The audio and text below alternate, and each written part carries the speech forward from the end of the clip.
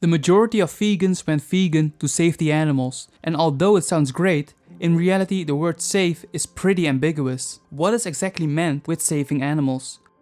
Although going vegan to save the animals is a noble reason, it can be misunderstood by other people quite simply, and therefore it can actually lead to more conflict rather than more understanding. So if we want the movement to grow, we need to be as transparent as possible when we claim certain things. To start with, let's first define what is actually meant by saving animals when you go vegan.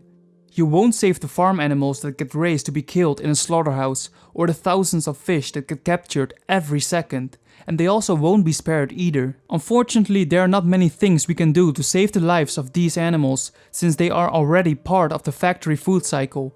However, by going vegan, you're preventing that less animals will be quote-unquote produced to be killed. Any decrease in demand for animal products will eventually have the effect of decreasing the number of animals produced for consumption. Secondly, going vegan will not only have a positive effect on the lives of farm animals, it will also help animals who are being used for animal testing. By choosing products that are cruelty-free, you decrease the demand for products that contain animal exploitation in one form or another. Furthermore, by going vegan, you automatically minimize your contribution to the deforestation of the rainforest and the destruction of the natural ecosystems.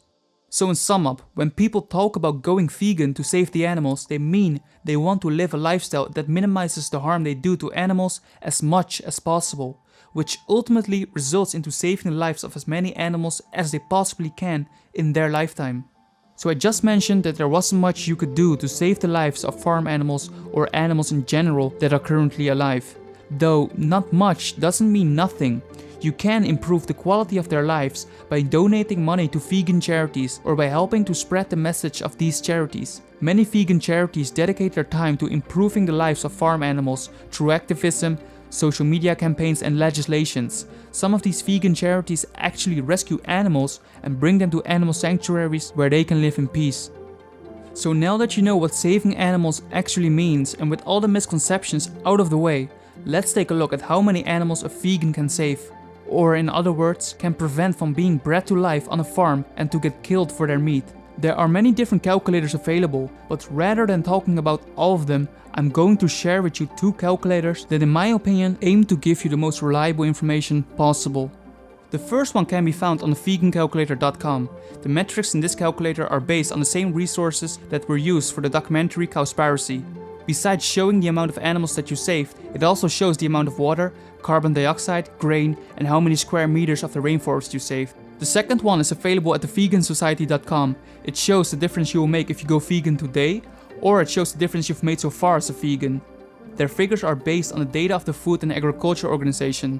So these calculators are based on sophisticated data, but when you compare the outcomes between the two, you will find out that there are big differences. This can be explained very simply. Given the complexity of animal agriculture, it's not possible to determine this number precisely. However, a general estimate can be determined.